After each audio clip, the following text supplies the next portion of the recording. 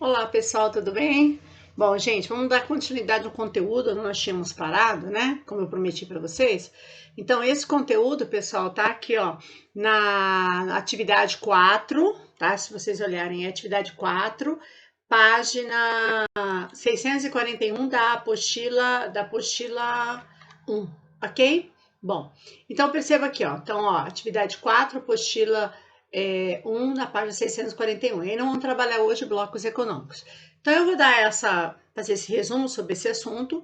Gostaria que depois vocês pegassem a apostila de vocês, dessem uma lida, resolvessem os exercícios da apostila, e vocês podem mandar qualquer dúvida que vocês tiverem no grupo, no nosso grupo, tá? E também eu vou enviar, né, junto, outros exercícios um pouco assim diferentes do que vocês fizeram, mas assim também sobre globalização e blocos econômicos, tá? E aí a gente, aos poucos, eu vou estar fazendo os vídeos para dar continuidade ao conteúdo e passando para vocês, tá bom? Bom, nós vimos na aula passada, né, na última aula que nós falamos sobre globalização, vocês sabem que uma das características da globalização é você ter um comércio mundializado, né, como nós vimos, cada vez o comércio ele se amplia.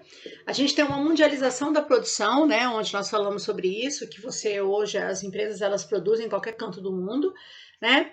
E também uma criação dos chamados das organizações macro-regionais. O que seriam essas organizações macro-regionais, né? Seria a formação dos blocos econômicos.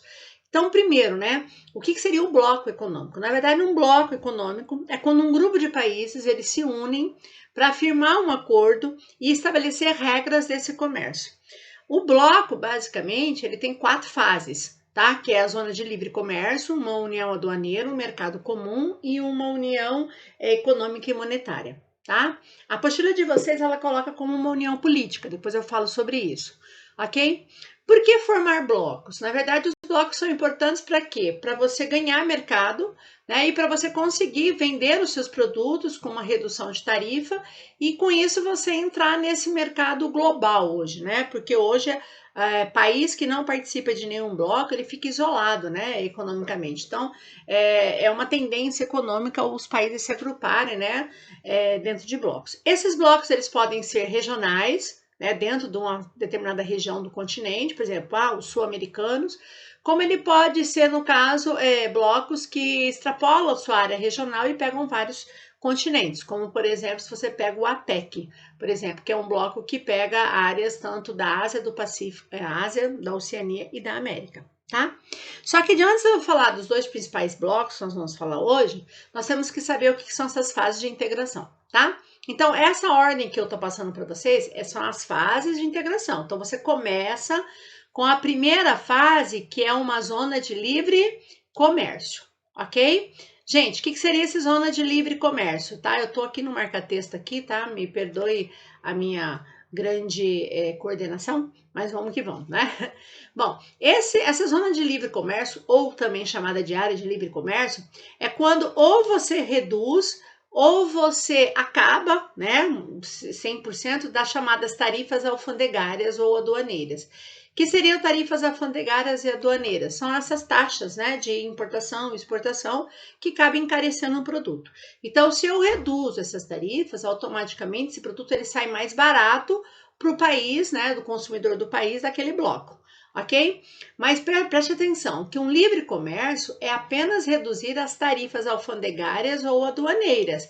Ela não tem nenhum objetivo de liberar a transação de pessoas, de capitais, de serviço, ok? Então, quer dizer que seria só você ter uma livre circulação de mercadorias com redução de tarifas. Ora, quem é o grande exemplo? O grande exemplo que a gente poderia citar, eu coloquei aqui como NAFTA, eu acabei esquecendo de me atualizar aqui, mas na verdade hoje, o bloco hoje que substitui o NAFTA, né, é o chamado acordo, estou escrevendo aqui com o marcador, tá, para não ter que trocar a caneta, tá? Acordo dos Estados Unidos, chamado Estados Unidos, México e Canadá. Esse é o novo bloco que substitui o NAFTA, tá? Então, ex-NAFTA, né? Então, é o acordo entre Estados Unidos, México e Canadá, que depois eu vou estar falando sobre isso, ok? Então, é apenas um livre comércio.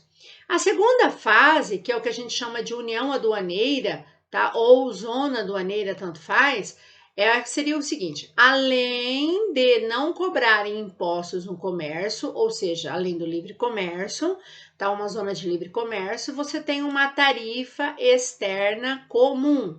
O que seria essa tarifa externa comum? É a chamada TEC, tarifa externa comum, certo? O que seria essa TEC? Todo produto que vem fora do bloco, você deve pagar o mesmo imposto de importação, tá? Por exemplo, um caso, o Mercosul é um bloco que está na segunda fase de União União Aduaneira. O que significa? Que os 4 países que pertencem ao bloco, Brasil, Argentina, Paraguai e Uruguai, quando eles forem comprar um produto que vem fora do bloco, quando ele vem fora do bloco, eles vão ter que pagar os mesmos impostos. Então, vamos supor que o Brasil vai comprar um produto que vem da França. O valor do imposto que o Brasil pagar em relação a esse produto da França vai ser o mesmo valor do imposto que vai ser pago pelo Paraguai, pela Argentina e pelo Uruguai, tá? Por que isso? Para tentar privilegiar o comércio entre os membros do bloco. Isso chama-se União Aduaneira. Terceira fase, mercado comum. Ora, o Mercosul é chamado de Mercado Comum do Sul, porém ainda não é um mercado comum. Porque o que seria um mercado comum? Você vai ter a livre circulação de mercadorias, que é, no caso, a área de livre comércio. Você vai ter a adoção da tarifa externa comum, que é a TEC, a zona aduaneira. E ainda você vai ter uma livre circulação de quê? De capitais, serviços e pessoas. O único bloco que chegou até hoje é a União Europeia, certo? O que é livre circulação de capitais, serviços e pessoas? Vou dar um exemplo.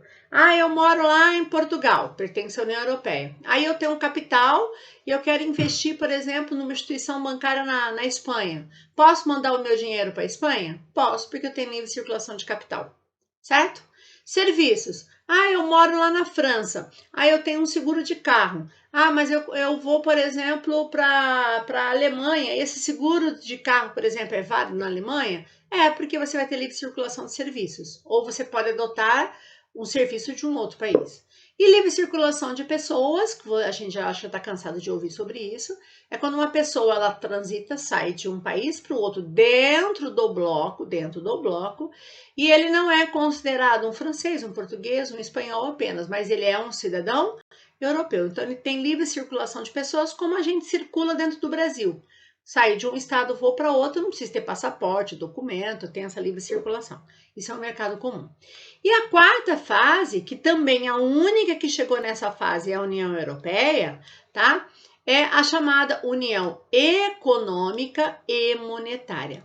Então, o que acontece? Além de incorporar todas as outras características, ou seja, livre comércio, tarifa externa comum e a livre circulação de capitais, serviços e pessoas, tá? Você introduz uma moeda única, certo? Que no caso da União Europeia é o euro, e você padroniza para os países que entram nessa União Econômica e Monetária toda uma política macroeconômica. Ou seja, você vai determinar quais são as taxas de câmbio, você vai determinar o juro, o nível de endividamento público, isso aqui é importante, tá?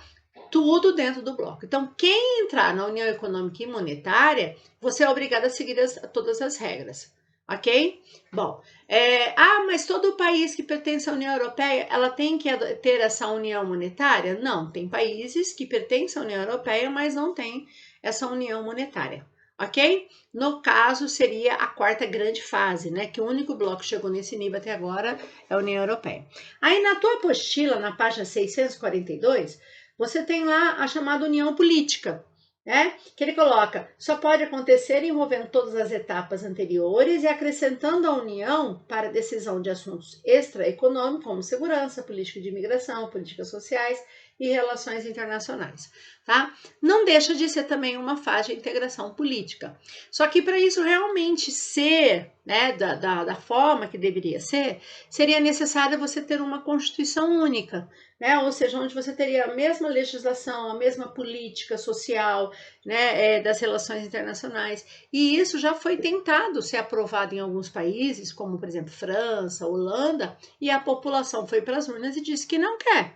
Então, essa integração política, na verdade, é uma tentativa que a União Europeia deseja, é a única que estaria mais próxima, mas ainda efetivamente não acontece, tá? Então, são 4 fases de integração. Área de livre comércio, inicia, depois pula para a zona aduaneira, ou a área, ou união aduaneira, tanto faz. Depois vira mercado comum, que é essa terceira fase aqui, né, que nós acabamos de ver. E a quarta fase, união econômica e monetária. Quais são os principais blocos? Então, primeiro, que aqui nós temos alguns principais. São os únicos blocos? Lógico que não. Não esqueça que tem os blocos regionais, certo? Então, nós temos aqui a CEI, que é um bloco, né, da Comunidade de Estados Independentes, que forma boa parte das ex-repúblicas, né, que são hoje países, né, que formavam a antiga União Soviética, tá? Nós temos aqui a Associação de Cooperação Econômica da Ásia do Pacífico, a chamada APEC, um bloquinho bastante forte, que a data para a integração maior passaria a ser a partir desse ano 2020, que engloba, olha só, os países, países da Ásia, países da Oceania e também países da América. Você pode ver que você teria aqui, na APEC, Estados Unidos, Canadá, México, que já é, e o Chile, que é um futuro membro, que na verdade já está quase entrando, certo? Então, esse aqui seria os países que formam um bloco chamado APEC. Aí nós temos o mercado comum dos países africanos, né, que são esses que estão pintadinhos de rosa, tá? Nós temos a comunidade andina, que seria, no caso, os países aqui considerados andinos. O Mercosul, que nós vamos estar vendo, então não vou entrar em detalhe que eu vou falar sobre ele. A União Europeia, que também nós vamos falar sobre ela, certo? E, no caso aqui, né, o antigo NAFTA, isso eu queria que vocês tivessem atenção aqui, tá?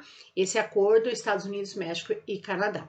Bom, quando que ele entrou em vigor? Na verdade, ele entrou em vigor a partir de 2018. Não esqueça que o NAFTA, pessoal, até então, o NAFTA foi criado na década de 90, né, e começou a funcionar desde 94, que engloba quais países? Estados Unidos, Canadá e México. Não esqueça que México é a América do Norte, Estados Unidos, Canadá e México. Muito bem. A proposta, desde que o Trump foi candidato e foi eleito, né, e assumiu em 2017, era que, se ele fosse eleito, ele iria mudar as regras do NAFTA e formar um outro bloco. Porque ele alegava, e ele alega, que o NAFTA prejudicava a economia dos Estados Unidos. De que maneira? Muitas empresas ou iam em direção ao Canadá, porque tem alguma vantagem em relação ao Canadá, ou as empresas saíam em direção ao México. E o que ele alega, pessoal, em relação ao México? Que aqui, no caso, o México, ele tem as chamadas maquiladoras. O que seriam as indústrias maquiladoras? As indústrias saem dos Estados Unidos, se instalam dentro do México, próximo à área de fronteira, usam a mão de obra barata, o custo de produção barato, e depois esse produto volta para os Estados Unidos, porque é uma área de livre comércio, não tem taxação. Então, as empresas ganhavam muito, porque ela tinha um custo baixo, depois esse produto vinha para abastecer o mercado americano e o lucro deles era muito alto. Porém, o que o Trump alega?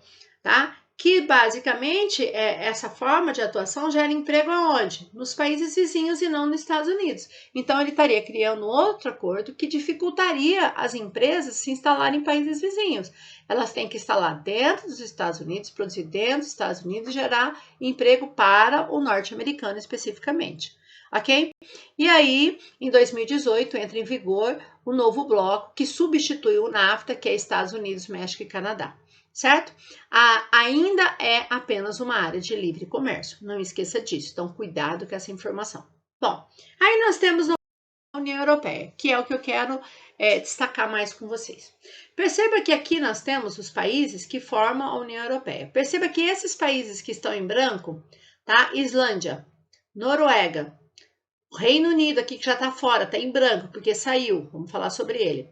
Suíça, e aqui, boa parte da ex-Yugoslávia e Albânia não fazem parte da União Europeia. Alguns porque ainda não foram convidados, outros porque não querem, tipo Suíça e Noruega. A Islândia provavelmente vai ser o futuro candidato, tá? Nós temos aqui do lado, aqui, quem? A Turquia. A Turquia aqui e esse pedacinho aqui também é a Turquia, tá? A parte da Turquia europeia. A Turquia, há muito tempo, ela quer ingressar, no caso, no bloco. Porém, o bloco alega que a Turquia tem problemas internos, principalmente com os curdos e tal, e que teria que resolver primeiro os seus problemas. A Turquia alega que, na verdade, a União Europeia barraria a entrada dela porque ela é de maioria islâmica e não uma maioria cristã, como acontece na maior parte dos países aqui, né, que formam a União Europeia. Bom, a Suíça ela não participa por não ter interesse, ela teria que se adequar às regras do bloco. E para ela o setor financeiro é extremamente importante, né?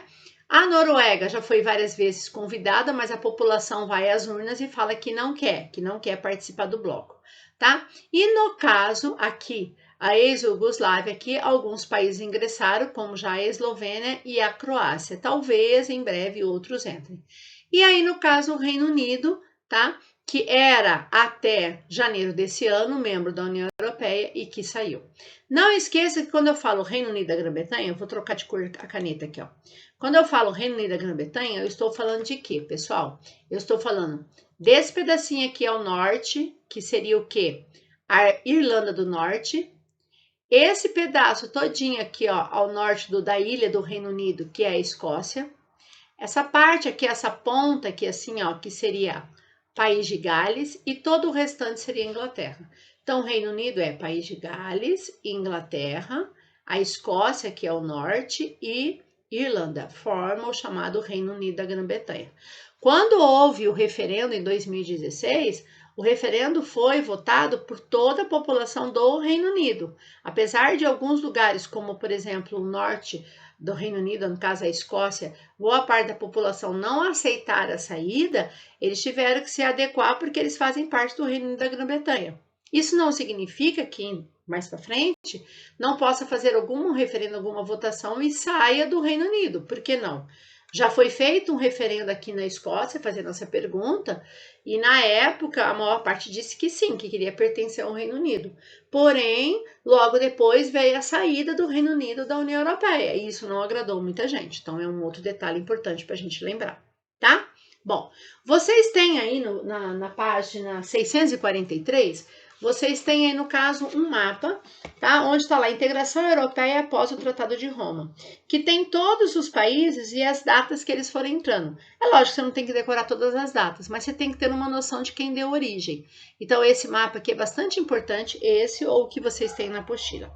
Aí eu vou, pessoal, um breve resumo sobre as principais datas e fatos que aconteceram da União Europeia desde que ela começou a surgir até agora. Então, vamos lá. Primeiro, 1951 e 1952, né, entre 51 e 52, foi criada uma comunidade chamada Comunidade Europeia do Carvão e do Aço. Essa comunidade, ela foi uma tentativa de organizar um grupo de países para a produção do carvão mineral, que é a grande fonte de energia, e também, no caso, a produção do aço, que seria, no caso, uma matéria-prima básica para qualquer indústria. Então, o que foi feito, pessoal? Foi feito um grupo, certo? De países, 6 países, Bélgica, Luxemburgo, Holanda e França, Itália e Alemanha Ocidental, na época era Alemanha Ocidental, certo? Onde esses 6 países resolveram se unir e formar essa comunidade, tá? Bélgica, Luxemburgo e Holanda formam o que a gente chama de Benelux. França, Itália e Alemanha Ocidental, os 3 países que ingressaram. Deu tão certo que em 1957, na cidade da italiana de Roma, nossa, agora ficou bem difícil aqui, né? Aqui, deixa eu apagar só aqui um pouquinho, porque aí virou uma droga, né? Ó, aqui no caso, perdão, tá, gente? A gente vai se adaptando à tecnologia, né? Então, olha só, o Tratado de Roma, aqui no caso, o pessoal que foi assinado na capital italiana, ela deu origem à chamada Comunidade Econômica Europeia. Como foi assinado pelos 6 países, exatamente esses 6, né, Bélgica, Luxemburgo, Holanda, França, Itália e Alemanha, esses 6 países deram início à Comunidade Econômica Europeia. Então, cuidado com isso. Comunidade Econômica Europeia, ela foi formada por 6 países. Perceba que esses 6, a Inglaterra está fora, aqui, ó, a Inglaterra. O Reino Unido só vai entrar no bloco em 1973, só em 73, ok? Não esqueça dessa data. Muito bem. Esse bloco, ele começa com uma área de livre comércio e ele vai passando por fases, livre comércio, união aduaneira, mercado comum, né? E aí o que aconteceu? Em 1991 foi assinado um tratado chamado Tratado de Maastricht, uma cidade holandesa. A partir do Tratado de Maastricht, deixa de se chamar Comunidade Europeia e passa a se chamar União Europeia. Então, de 91 para cá, eu não falo mais Comunidade Europeia, eu falo União Europeia. Na época, em 1991, vocês podem olhar até mesmo no mapa que vocês têm, que na época, quando foi assinado, era formado por 12 países. 12 países, ok? É lógico que de lá até hoje, né, nós chegamos a 27 países, ok? Muito bem. Então, o Tratado de Maastricht vai dar origem à União Europeia e essa União Europeia vai virar uma União Econômica e Monetária, certo? Bom, como eu tinha que ter uma união monetária, ficou determinado que em 1999 seria criada uma moeda única, que não tinha nome na época, certo? Essa moeda única, pessoal, ela passa a circular dentro do bloco a partir de 2002, ok? Na época, pessoal, quando teve, no caso, a origem do euro, quando começou a circular o euro, que foi do dia 1º de janeiro de 2012, já não eram mais 12 países, já eram 15 países. É só você acompanhar as datas que foram entrando dentro do bloco. Ah, todo mundo adotou o euro, Celeusa? Não. Dos 15, 3 resolveram não adotar por opção, que foi o Reino Unido, a Suécia e a Dinamarca, tá? Até hoje esses 3 países não adotam, tá? Bom, o que aconteceu? De 2012, até 2016, ele pulou de 15, ele pulou para 28 países. Por quê? Porque se vocês olharem no mapa na página 643, vocês vão ver que os primeiros que entraram, como eu falei, foram os 4, né? Bélgica, Luxemburgo, Holanda, França, Itália e Alemanha. Ok? Foram os que deram origem, que estão pintados, no caso, com a cor rosa aí na tua apostila. Aí depois, em 73, entrou quem? Irlanda, Reino Unido e Dinamarca. Aí virou o grupo dos 9. Aí em 81 entrou a Grécia. Quando a Grécia entrou, abriu a porta para entrar Portugal e Espanha em 86.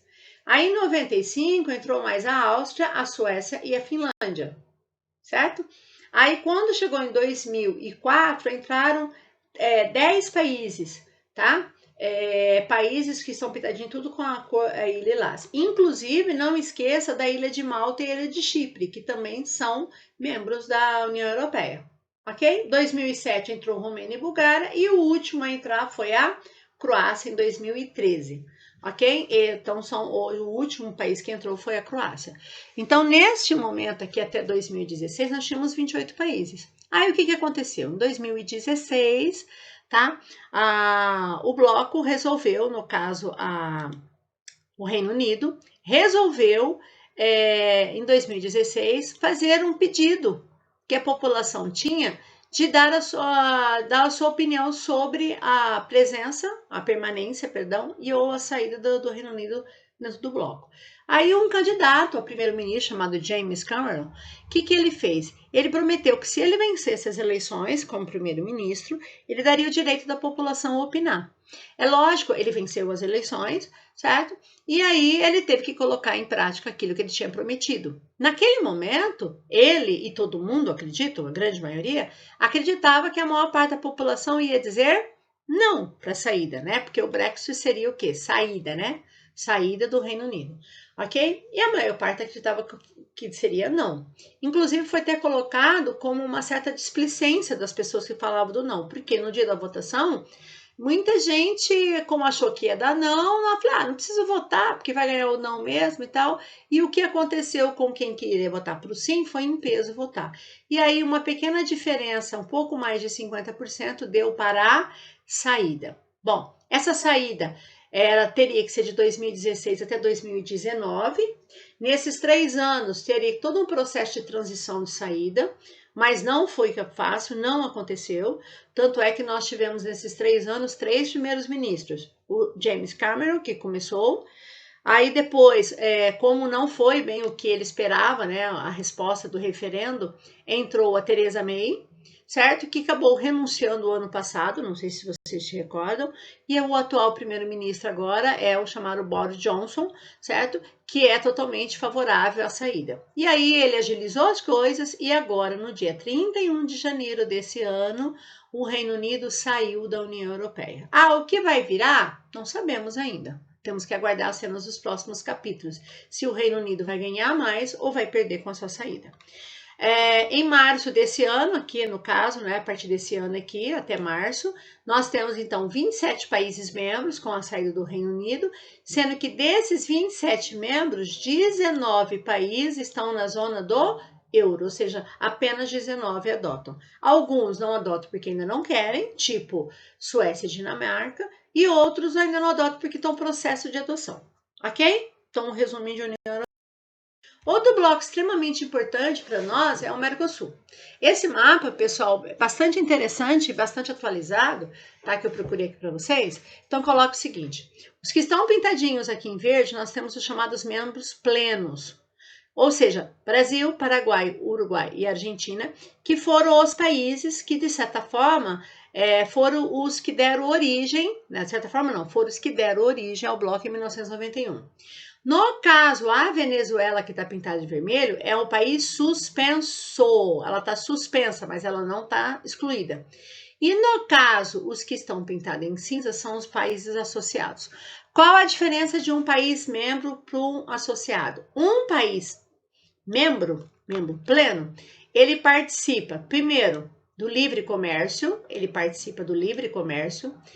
participa também da TEC, que vocês devem estar lembrados, que é a tarifa externa comum, e ele tem também total e direito ao voto. Nossa, escrever com mouse aqui é triste, hein, gente? Então, parece coisa de analfabeta, né? Então, me desculpa.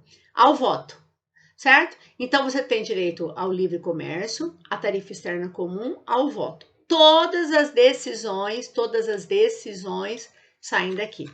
Porém, pessoal, o que acontece? Quando você é um país associado, se você é associado apenas, o que acontece? Você participa apenas do livre comércio, só do livre comércio. Você não tem a TEC, você não tem direito de voto e muito menos de decisão.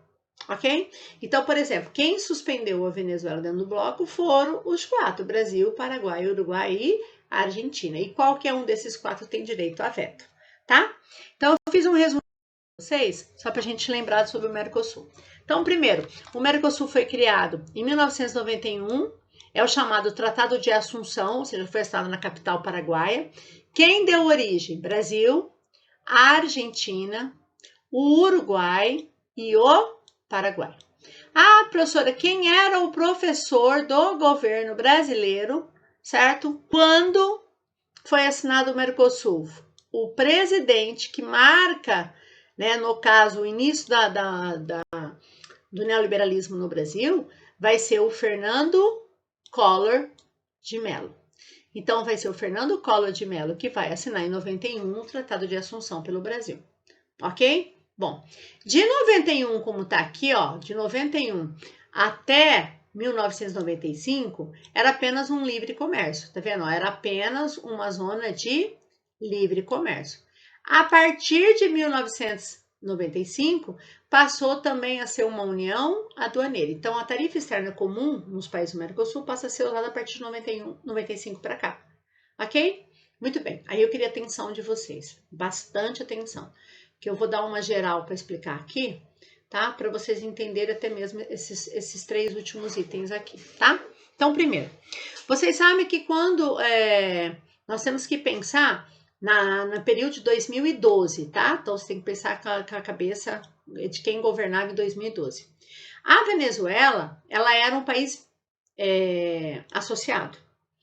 Um país associado, ele pode se tornar membro, desde que ele peça para se tornar membro e tem que ter aprovação dos membros. Então, um associado, para se tornar membro, tem que ter aprovação dos outros membros. A Venezuela fez esse pedido em 2006, certo? Só 6 anos depois que ela entrou como um país membro, depois da suspensão paraguaia. Então vamos lá, o que aconteceu? Então deixa eu explicar aqui. Vocês sabem que a partir, né, principalmente do início do século agora, do século XXI, a América do Sul teve uma onda de vários países adotarem governos de esquerda. Então, se você pegar em 2012, você tinha Brasil com governo de esquerda, a Argentina com governo de esquerda, Uruguai e o Paraguai tinha sido eleito em 2008, um presidente chamado Fernando Lugo, certo? Fernando Lugo, que também era de esquerda, ok? Da mesma maneira que se você pegar aqui, ó, Brasil, Lula e Dilma de esquerda, Argentina, os Kirchner, Uruguai, o Tabaré Vázquez e o Pepe Mujica, tá? Todos de esquerda. E o Paraguai elegeu em 2008 o Fernando Lugo, certo? Um de esquerda, ex-bispo da igreja, que se afastou da igreja para se candidatar e foi eleito. Porém, ele era de esquerda, mas o Congresso paraguaio, a maioria era de direita. Então, tinha um conflito entre o que o presidente queria e o que o Congresso paraguaio queria. Quando a Venezuela fez o pedido em 2006, tá? Não era o Lugo ainda. Só que aí, quando o Lugo entrou, ele colocou em votação para a Venezuela ser aceita. Porém, o Lugo queria que a Venezuela entrasse, porque todos esses governos eram aliados do então Hugo Chávez, na época.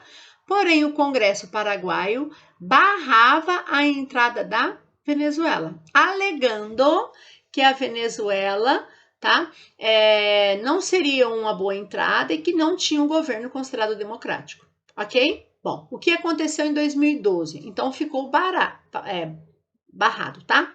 Só para vocês terem uma ideia, a Venezuela fez pedido em 2006. Quem de imediato aceitou? A Argentina e o Uruguai. O Brasil só foi aceitar em 2009, 3 anos depois.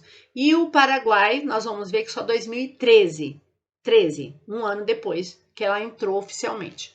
O que aconteceu em junho de 2012? Houve um problema entre um grupo de movimento tipo de sem terra no Paraguai e o Fernando Lugo ele apoiou esse movimento. A oposição alegou que ele desrespeitou a Carta Magna paraguaia. E em 36 horas eles julgaram, condenaram e fizeram o impeachment do presidente Fernando Lugo.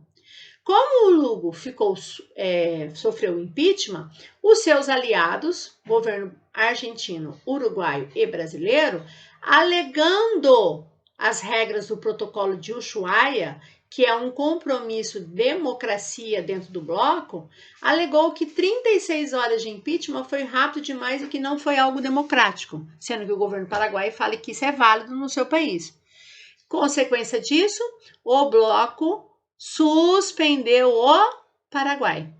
Como o Paraguai passou a ser suspenso a partir de junho de 2012, tá? Em julho, ou seja, no mês 7 de 2012, os outros 3 que já tinham aprovado a entrada aceitaram a Venezuela como um país membro. Conclusão, a Venezuela entrou no bloco sem o apoio paraguaio. Tá? Só no ano seguinte, 2013, que vai ter novas eleições no Paraguai e após essas eleições democráticas, tá? O Paraguai negociou politicamente, né, com os representantes dos governos, inclusive na época no Brasil era a Dilma, certo? E aí o Paraguai reconheceu a entrada da Venezuela, mas a Venezuela entrou no bloco sem a aprovação do Paraguai. Bom, o que aconteceu? Nesse intervalo de tempo, Hugo Chávez morreu e quem foi eleito presidente da Venezuela? O chamado Nicolás Maduro. E o Nicolás não completou, não fez todas as transições do bloco e começou a ter uma atitude de um governo não democrático. O que aconteceu em 2018 e 2017 e 2018, tá? São 2 suspensões, uma em 2017 e outra em 2018. Os países do bloco, Brasil, Argentina, Uruguai e Paraguai, que agora, na época, 2018, eram governados apenas por governos predominantemente de direita, alegando que a Venezuela não está tendo um compromisso democrático, suspendeu a Venezuela, tá? Então, a Venezuela também está suspensa, ela não foi expulsa, certo? Alegando que ela não tem um governo democrático. Tranquilo? Bom, e aí, em julho do ano passado, acho que todo mundo deve ter ouvido falar, foi ratificado um acordo de livre comércio entre União Europeia e Mercosul, que está dando muito o que falar, né? Na verdade, isso aqui já tem quase 20 anos esperando, tá? Mas vários países da União Europeia alegam que não vão ratificar essa união, porque para entrar em vigor, todos do bloco União Europeia têm que aprovar o Tratado de Livre Comércio entre União Europeia e Mercosul. E vários países, como por exemplo a França, não querem. França e outros países, né? O que eles alegam? Que o Brasil não tem uma política ambiental, que o Brasil queima sua floresta, que o Brasil não respeita não sei o quê. Tudo bem que isso está acontecendo também? Também. Mas nós sabemos que por trás disso, nós sabemos que aqui a União Europeia, principalmente alguns países como a França, tem uma preocupação muito grande em perder mercado para o produto brasileiro, principalmente produtos da agricultura. Então, essa ratificação ela foi assinada, certo? O ano passado, mas se realmente vai sair do papel ainda, a gente tem que aguardar. Ok? Bom, o que eu vou pedir para vocês fazerem? Vocês vão dar uma lida na apostila. Alguns dados a apostila não traz, porque eu trouxe mais atualizado para vocês. Vocês vão responder os exercícios da apostila, tá? Tem outra lista que eu vou passar para vocês e estou à disposição lá no nosso grupo para a gente tirar as dúvidas, tá? Um beijo, gente. Aguardem a próxima aula, tá? Não esqueça, continue estudando porque o Covid vai acabar, se Deus quiser, ok? Beijão, tchau, tchau.